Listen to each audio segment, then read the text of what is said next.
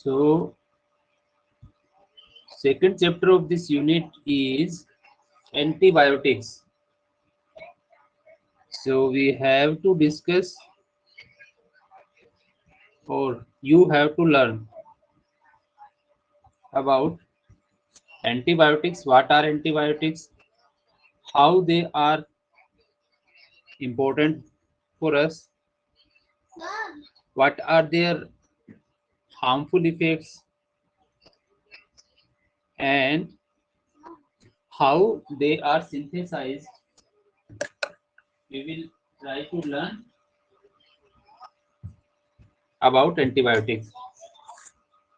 Okay, so we will discuss about the introduction of antibiotics. What is antibiotics?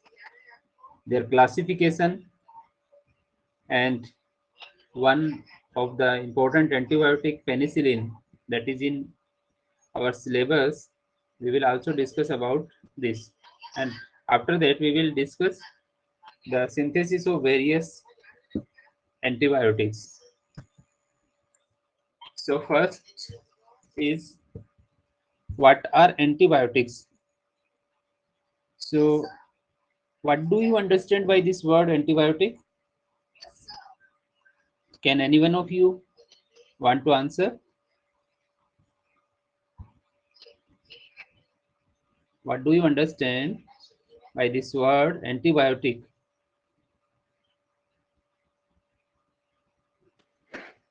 Sir, जो किसी तरह की infection से हमारी बॉडी की रक्षा करते हैं। Okay. Anyone else?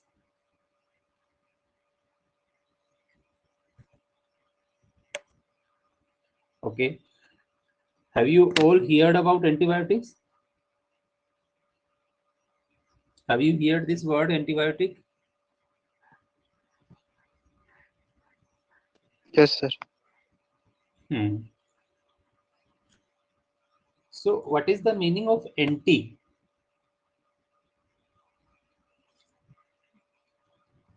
What is the meaning of anti?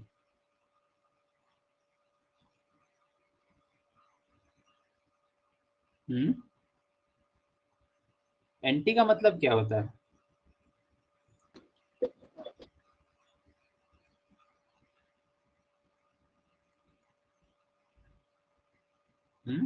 क्या होता है? एंटी का मतलब क्या है? विरुद्ध। विरोध। ओके, सो ये एंटीबायोटिक्स आर अगेंस्ट टू वूम? किसके अगेंस्ट है? किसके अगेंस्ट है?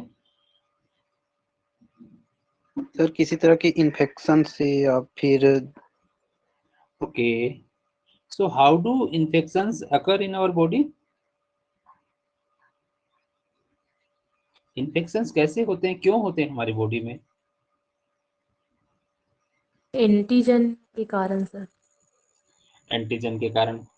ठीक है, ये एंटीजन क्या होते हैं?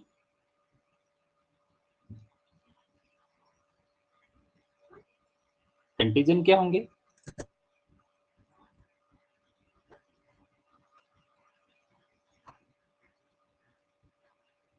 बताओ, जो आंसर पता हो वो बताओ।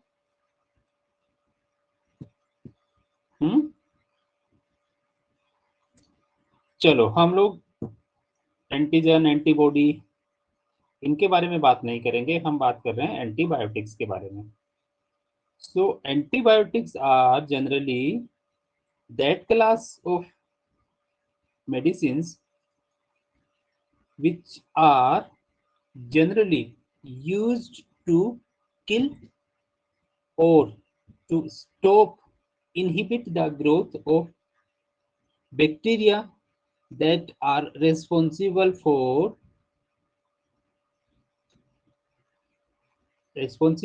any disease, responsible for any infection, responsible for any malfunctioning of any tissue or organ inside our body.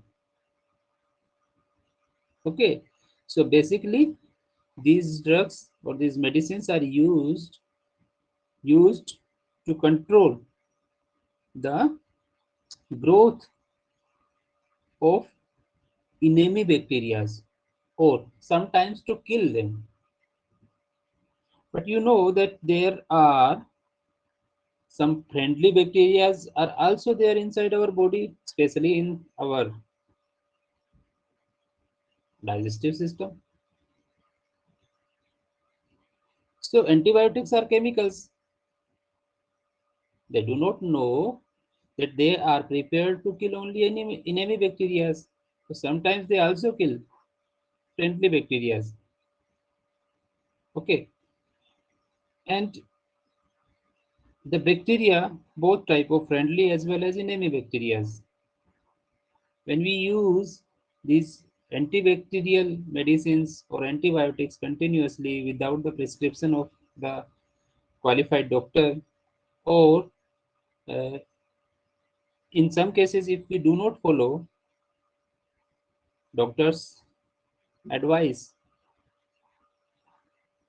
or the way told by him or her how to take antibiotics, how many days we have to take antibiotics, in that cases what happens, the bacteria, especially the enemy bacteria, get develop resistance against the antibacterial medicine. So in that case, the antibiotic that we are taking to treat some kind of disease in future, probably that will not work against that same type of bacteria. So there are benefits of these and these medicines, this class of medicines, but yeah, at the same time we also have some disadvantages or some uh, some of their functions that are against our biological system or body. Okay, so let me start. Fleming in 1929 found that a diffusible substance was elaborated by penicillium mold. ठीक है, Penicillium mould से एक substance जो था which could destroy Staphylococcus on the culture plate. The well-known observation of a clear zone inhibition of bacterial colonies surrounding a colony of contaminating airborne. So उसने क्या observe किया कि पेनिसिलियम मोल्ड से एक जो सब्सटेंस था, उसने क्या किया, स्टेफाइलोकोकस एक बैक्टीरिया, उसको वो क्या कर रहा था, ग्रो कर रहा था कल्चर प्लेट में, उसने उसकी ग्रोथ को इनहिबिट कर दिया, right. So Fleming actually accidentally discovered this medicine, right? And this medicine, what function it performed? It performed the function of inhibiting the growth of Staphylococcus, right? So from here, this term antibacterial or antibiotic occurs. The term antibiotic has been derived from the word antibiosis, which according to biology concept means survival of fittest. That is, process in which one organism may destroy another to preserve itself. It is defined as chemical substance produced by living cells which is capable in small concentration inhibiting the life process or even destroy the microorganism. ठीक है, तो antibiotic term है वो antibiosis से आया, जिसका मतलब क्या हो गया, एक्चुअल में रिलेटेड है सर्वाइवल ऑफ द फिटेस्ट से. तो यहाँ पर एक्चुअली दो ऑर्गेनिज्म को हम लोग यूज करते हैं, एक जो हमारे लिए हार्मफुल है उसको स्टॉप करने के लिए दूसरे ऑर्गेनिज्म को यूज किया जाता है, जो कि जो माइक्रो ऑर्गेनिज्म होगा उसको डिस्ट्रॉय कर देता है. दो तरीके से डिस्ट्रॉय होगा, या तो उसको किल कर दिया जाता है या उसकी ग्रोथ को रोक दिया जाता है. Penicillin was the first antibiotic introduced as a successful antimicrobial drug. ठीक है, पेनिसिलिन यहाँ पर जो थी वो फर्स्ट ड्रग थी जिसको कि एंटीमाइक्रोबियल ड्रग के रूप में यूज किया गया था। तो 1929 से इसकी हिस्ट्री शुरू है और फ्लेमिंग से शुरू है। एंटीबायोटिक की जब भी हम बात करेंगे तो फ्लेमिंग की बात जरूर करेंगे। एंटीबायोटिक्स आर माइक्रोबियल मेटाबोलाइट्स और सिंथेटिक एनालॉग्स। ठीक है, ये दोनों हो सकते हैं, मतलब माइक्रो ऑर्गेनिज्म से भी एक्सक्रीट किए जा सकते हैं और सिंथेसिस भी की जा सकती है। Synthetic analog which suppress the growth and survival of microorganism at low concentration without serious toxicity to the host। ठीक है, तो दोनों टाइप से ये ऑब्टेन किए जाते हैं, सिंथेटिकली भी और माइक्रो ऑर्गेनिज्म से भी। और स्मॉल कंसंट्रेशन में इनको यूज करेंगे तो ये होस्ट को ज्यादा हार्म किए बिना। होस्ट कौन होगा? होस्ट उसको बोलेंगे जिसकी बॉडी में वो माइक्रो ऑर्गेनिज्म है जिसको कि किल करना है, राइट। तो होस्ट को ज्यादा ये हार्मफुल इफेक्ट, उसको ज्यादा हार्म किए बिना ये क्या करते हैं, उस माइक्रो ऑर्गेनिज्म को, जो कि फॉरेनर माइक्रो ऑर्गेनिज्म है, जो कि होस्ट की बॉडी के लिए एक तरह से हार्मफुल है, उसको डिस्ट्रॉय कर देते हैं। In many cases, the clinical utility of natural antibiotics has been enhanced through medicinal chemical manipulation of the original structure, leading to broader antimicrobial spectrum, greater potency, lesser toxicity, more convenient administration, etc। ठीक है, तो कई बार क्या कर लिया जाता है, जो नेचुरली हमको एंटीबायोटिक मिला है उसको मॉडिफाई कर लिया जाता है, कहाँ पर? लेबोरेटरीज में। ठीक है, तो उसमें केमिकल मैनिपुलेशन कर दिया जाता है ओरिजिनल स्ट्रक्चर में। जिससे क्या होगा, जिससे ये होगा कि वो पहले अगर एक या दो माइक्रो ऑर्गेनिज्म के अगेंस्ट वर्क कर रहा था, तो अभी वो ब्रॉडर स्पेक्ट्रम, मतलब और ज्यादा माइक्रो ऑर्गेनिज्म के अगेंस्ट अच्छे से वर्क कर सकता है। Same same same antibiotic, greater potency, मतलब उसकी कम अमाउंट होगी तो भी वो ज्यादा अच्छे से इफेक्टिव होगा। Lesser toxicity, toxic effect host के लिए उसका कम होगा। एंड मोर कन्वीनियंट एडमिनिस्ट्रेशन, तो इजीली वो एडमिनिस्टर बॉडी में किया जा सकता है। Example of such semi synthetic antibiotics are amoxicillin and doxycycline. ये दो एंटीबायोटिक हैं, हम लोग सब परिचित हैं इससे। डॉक्सीसाइक्लिन और एमोक्सिसिलिन जनरली ये डॉक्टर्स द्वारा प्रिस्क्राइब की जाती है। तो ये क्या है? मॉडिफाइड हैं, right. Agents that inhibit the synthesis of bacterial cell wall. These include the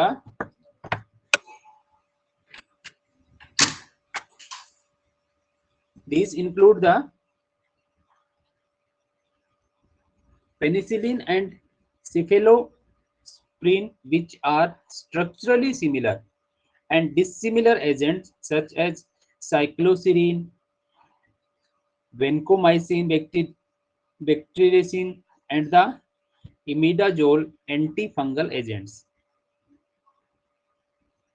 तो ये मतलब तीन अलग अलग क्लास है, या आप ये मान सकते हो कि ये भी कह सकते हो कि ये तीन टाइप की एंटीबायोटिक्स हैं जो कि क्या करती हैं, जिस बेसिस पर वो वर्क करती हैं उनके बेसिस पर इनको थ्री टाइप में डिवाइड किया गया है। फर्स्ट है वो क्या करती हैं, जो बैक्टीरियल सेल वाला है उसके बनने को या उसके होने को, उस प्रोसेस को क्या करती हैं, वो इनहिबिट कर देती हैं, राइट। सो इसके क्लास में पेनिसिलिन है, इसके अलावा सेफेलोस्प्रिन है, ये कुछ, और वेनोमाइसिन, ये कुछ ऐसी एंटीबैक्टीरियल मेडिसिन हैं जो कि बैक्टीरिया की सेल वॉल सिंथेसिस को इनहिबिट करती हैं। Number 2, agents that act directly on the cell membrane of the microorganism, affecting permeability and leading to leakage of intracellular compounds. These include polymyxin, polyin antifungal agents, nystatin, and amphotericin B, which bind to cell wall sterols। तो second class कौन सी है? Second class वो है जो कि directly cell membrane पर क्या करती है, अटैक करती है, राइट।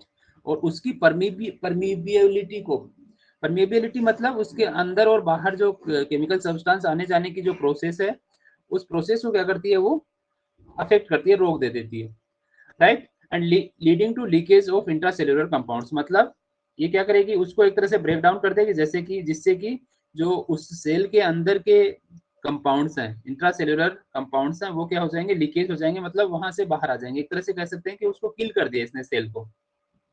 और इस क्लास में है पोलीमाइक्सिन, पोली इन एंटीफंगल एजेंट और nystatin. Third category, agents that affect the function of 30S and 50S ribosomal subunits। तो ये दो टाइप है, 30S and 50S ribosomal subunits हैं, to cause reversible inhibition of protein synthesis।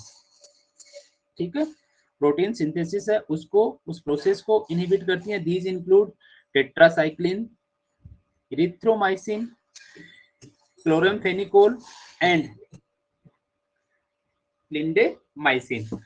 सो ये है थर्ड क्लास, जो कि जो राइबोसोमल सब यूनिट्स हैं उसको उसको रोकती है, किससे, प्रोटीन सिंथेसिस से उसको रोकती है, राइट। ये 3 क्लासेस हैं। ओके, अब हम चलते हैं अपनी नेक्स्ट स्लाइड पर, क्लासिफिकेशन ऑफ एंटीबायोटिक्स। तो वो तो था on the basis of function. अब हम इसका नेक्स्ट क्लासिफिकेशन पढ़ेंगे on the basis of their chemical structure and there mechanism of action, right. So on the basis of chemical structure,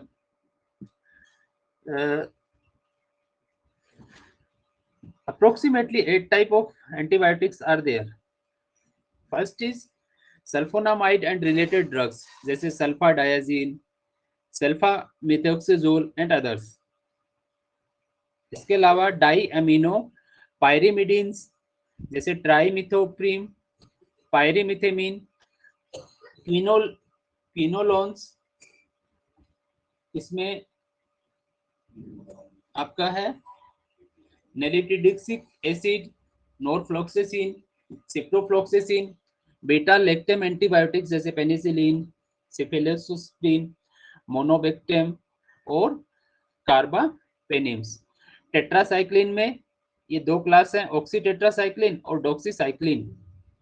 nitrobenzene derivatives जैसे chloramphenicol और एमिनो ग्लाइकोसाइड्स, इसमें है streptomycin, जिन्हें ये है जेंटामिसिन, एमिकेसिन और नियोमाइसिन। इसके अलावा मैक्रोलाइड एंटीबायोटिक्स हैं, उसमें इरिथ्रोमाइसिन और उसके अलावा और भी कई सारे प्रकार की हैं। तो ये था classification on the basis of chemical structure, right. Second classification है on the basis of mechanism of action, right. क्या एक्शन वो करेंगे उसके बेसिस के ऊपर, तो उसके बारे में हम लोग ऑलरेडी बात कर चुके हैं, लेकिन मैं फिर एक बार रिवाइज कर देता हूँ। इसमें 3 टाइप की एंटीबायोटिक्स को आप 3 क्लास में डिवाइड कर सकते हैं। पहला जो कि सेल वॉल सिंथेसिस को इनहिबिट करते हैं, दूसरा जो कि सेल मेम्ब्रेन को डिस्ट्रॉय करके जो इंट्रासेल्युलर कंटेंट है उसको लीकेज करते हैं, और तीसरा जो है वो इनहिबिशन ऑफ प्रोटीन सिंथेसिस। तो on the basis of mechanism of action, antibiotics are of 3 types. Cell wall को जो इनहिबिट करेंगे वो क्या करती हैं, वो एक तरह से उनकी ग्रोथ को इनहिबिट करती हैं, मतलब जितनी है उतनी वहीं पर रुक जाते हैं। और इनहिबिट जो प्रोटीन सिंथेसिस को इनहिबिट करती हैं, रोकती हैं, वो भी क्या हो गई, वो भी एक तरह से उसकी ग्रोथ को ही रोकती है। तो सेकंड टाइप वाली है cause leakage from the cell membrane. ये क्या करेंगी, ये इस टाइप की जो एंटीबायोटिक है वो क्या करती है, उनको किल कर देती है। क्योंकि आप जानते हैं कि सेल में से जब उसका इंट्रासेल्युलर लिक्विड या कंटेंट है वो लीकेज हो गया, तो इसका मतलब क्या हो गया, सेल की वहां पर डेथ हो गई। सो ये 3 टाइप की हैं, और on the basis of synthesis antibiotics are of 8 types. ठीक है,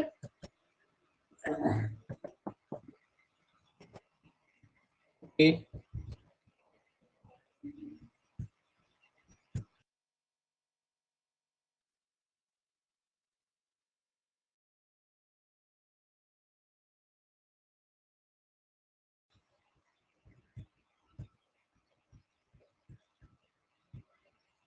ओके, सो आप लोगों को दिखाई दे रहा है बच्चों? मेरी आवाज भी आ रही है? Yes sir. Yes sir. Okay, so यहाँ पर हम लोग बात करेंगे बैक्टीरियल सेल वॉल बायोसिंथेसिस के बारे में। The bacterial cell wall differs in structure and function compared to outer layer of mammalian cells.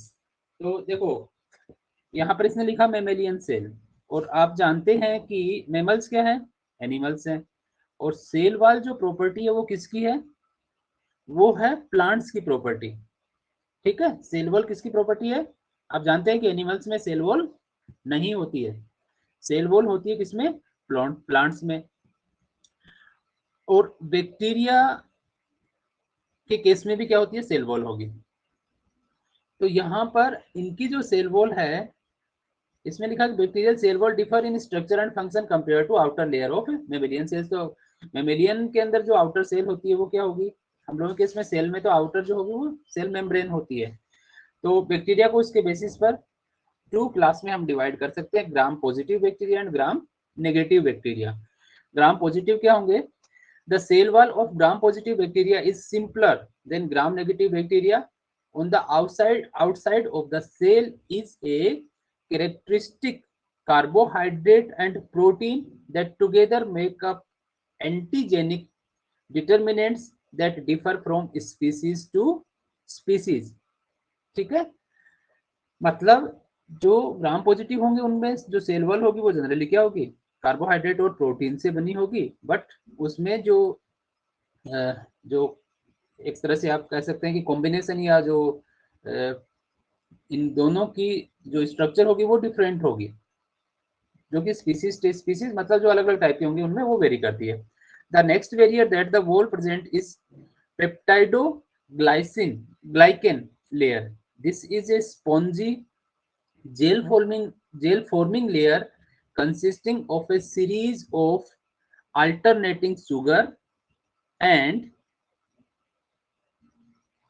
linked in a long chain. तो alternating sugar N-acetyl glucosamine and N-acetyl muramic acid, ये क्या होंगे? वो alternatively एक long chain में interlinked होंगे।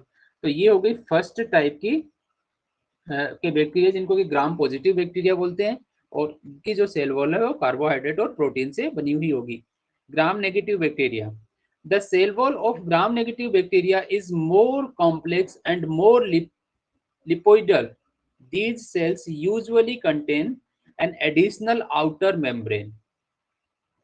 ठीक है, तो यहाँ पर इनके केस में क्या होगा? लिपिड का कंटेंट होगा वो ज्यादा होगा। These cells usually contain an additional outer membrane. इनके केस में क्या होगा? एक एडिशनल आउटर मेम्ब्रेन भी होगी। The outer layer contain complex lipopolysaccharides that encode antigenic response. This exterior layer also contains a number of enzymes and proteins. So gram negative की जो cell wall होगी, आउटर लेयर होगी, उसमें एक extra membrane होगी और ये ज्यादा इनमें लिपिड का कंटेंट रहेगा, और जो एक्सटीरियर लेयर है उसमें कुछ एंजाइम्स और प्रोटीन भी वहां पर प्रेजेंट होंगे। तो 2 टाइप के बैक्टीरिया है, उनके सेल वॉल के बारे में हम लोगों ने बात की। अब अपना जो एक क्लास है इनमें एंटीबायोटिक्स का, वो है पेनिसिलिन, जिसके बारे में कि हम लोगों को डिस्कस करना है। राइट, अपने सिलेबस में पेनिसिलिन है और उससे बनने वाली दूसरी अलग एंटीबायोटिक मेडिसिन हैं। Penicillin had been discovered in 1929, तो ये भी हमने बात की थी, फ्लेमिंग ने इसको 1929 में डिस्कवर किया था, and is a member of beta lactam antibiotic. So ये बीटा लैक्टम क्या है?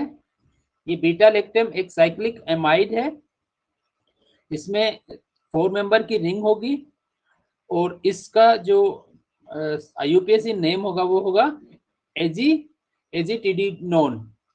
ठीक है, सो यहाँ पर इसके केस में क्या होगा? जो बेसिक यूनिट होगी वो ये वाली स्ट्रक्चर होगी।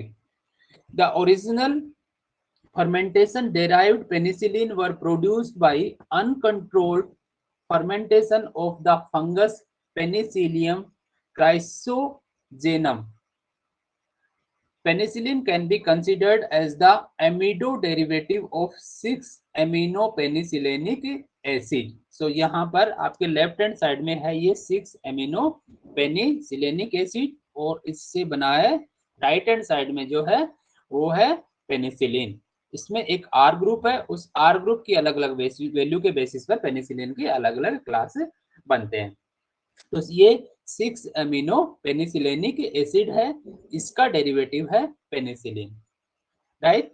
और इसका जो नेचुरली इसको जो ऑब्टेन करते हैं हम वो करते हैं पेनिसिलियम क्राइसोजेनम से। Classification of penicillin antibiotics.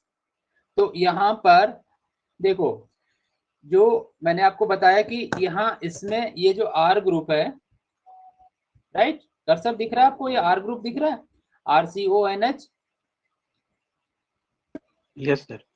हाँ, तो इस आर की अलग अलग वैल्यूज के बेसिस पर हम क्या कर सकते हैं, यहाँ पर अलग अलग टाइप की पेनिसिलिन को देख सकते हैं, बना सकते हैं। In the basic skeleton a thiazolidine ring is fused with beta lactam ring which is a 4-membered cyclic amide. Classification of penicillin is given in the following diagrams. So penicillin susceptible to penicillins, penicillinase resistant penicillin, carboxypenicillin, carbenicillin, methicillin, और इसके अलावा है ये टाइक्रेसिलिन, ampicillin, amoxicillin. तो यहाँ पर देखिए penicillin G बनाने के लिए क्या करना होगा, यहाँ पर ये जो यूनिट आपके सामने दे रखा है C6H5CH2, इस यूनिट को हम R की जगह पर रखेंगे। इसी टाइप से अगर यहाँ पर इस यूनिट को हम R की जगह रखेंगे तो मिलेगी पेनिसिलिन V। इसी टाइप से मेथिसिलिन बनाने के लिए हम R की जगह पर इस ग्रुप को रखेंगे, और जो एमिपिसिलिन है उसके लिए हम इस ग्रुप को ऐड कर देंगे। यहाँ पर भी, इसमें भी क्या है, इसमें 2 टाइप के एमिनो पेनिसिलिन बन सकते हैं। पहला जिसमें R की वैल्यू क्या हो, देखो इस बेंजीन रिंग पर भी एक R1 लिखा हुआ है, इसकी वैल्यू अगर H हो तो बनेगा एम्पीसिलिन, और अगर इसकी जगह पर OH आ गया तो बन जाएगा एमोक्सिसिलिन। इसी टाइप से कार्बोक्सी पेनिसिलिन के लिए इस ग्रुप को हम क्या करेंगे, R की जगह पर पुट करेंगे। तो R की अलग अलग वैल्यू रख करके हम लोग क्या कर सकते हैं, अलग अलग टाइप की पेनिसिलिन को डेराइव कर सकते हैं, उनको सिंथेसाइज किया जा सकता है।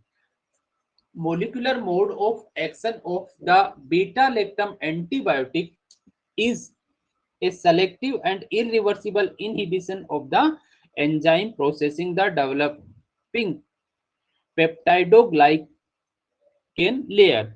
Just before the cross-linking occurs, the peptide unit form the lactate carboxyl of a muramic acid unit terminate in a DALA unit. So ये इसकी मैकेनिज्म ऑफ एक्शन है, राइट। सो आप लोग इसको और ज्यादा डिटेल में देखना चाहें तो अपना लेवल पर देख सकते हैं। This is cleaved between these 2 amino acids by hydrolysis catalyzed by a cell wall transamidase. This is one of the penicillin binding protein that normally present in bacterial inner membrane and perform construction, repair, and housekeeping functions, maintaining cell integrity and playing a vital role in cell growth and division. So यहाँ पर इसका mechanism दे रखा कि किस type से ये beta lactam antibiotics हैं, वो कुछ एंजाइम एक्टिविटीज को क्या करते हैं, रोकते हैं, इनहिबिट करते हैं, जिससे कि जो पेप्टिडोग्लाइकेन लेयर है वो बनना वहां से रुक जाती है, ठीक है। तो उसको स्टॉप करके ये उनकी ग्रोथ को इनहिबिट करते हैं। अब इनके यूजेस क्या क्या है, streptococcal infections like pharyngitis, otitis media, scarlet fever, rheumatic fever respond to ordinary doses of PNG given for 7 to 10 days. For subacute bacterial endocarditis caused by streptococci viridans or fecal is treated with high doses. Pneumococcal infections, meningococcal infections are still mostly responsive. Meningitis and other infections may be treated with intravenous injections and of high doses. Gonorrhea (PNG) has become unreliable for treatment of gonorrhea due to spread of resistant strain, and syphilis, Trypanosoma pallidum, has not shown any resistance, and PNG is the drug of choice. Early and latent syphilis is treated either with daily injection of 1 to mu of procaine penicillin. So यहाँ पर कुछ diseases हैं, उन disease के लिए किस type से किस किस डोज में इनको यूज करेंगे, किसके लिए ये जो कौन सी डिजीज के लिए, जैसे एक लिखा हुआ है यहाँ पर गोनोरिया डिजीज लिखा हुआ है, ये रिप्रोडक्टिव ऑर्गन से रिलेटेड, तो उसमें क्या होगा, ये जो पीएनजी एंटीबायोटिक है पेनिसिलिन जी, ये उसके अगेंस्ट रेजिस्टेंट है, मतलब वो वहां पर वर्क नहीं करती. इसी टाइप से सिफिलिस जो कि अगेन एक फंगल इन्फेक्शन की तरह से है. फंगल इन्फेक्शन तो नहीं बोलेंगे, मतलब स्किन पे ही दिखता है रिप्रोडक्टिव ऑर्गन के से रिलेटेड, तो वहां पर अभी तो इसके पेशेंट्स नहीं मिलते हैं जनरली, बट इसको भी यूज किया जाता है. इसको ट्रीट करने के लिए भी इसको यूज किया जाता है. इसके अलावा मेनिंजाइटिस जो रिलेटेड ब्रेन की जो मेम्ब्रेन है उसकी स्वेलिंग से रिलेटेड, वहां पर भी इनको यूज किया जाता है. तो ये अलग अलग डिजीज है और उसमें किस डोजेज में इसको लिया जाता है उसके बारे में कुछ जनरल इंफॉर्मेशन है. तो ये कुछ इंफॉर्मेशन थी इस यूनिट से रिलेटेड.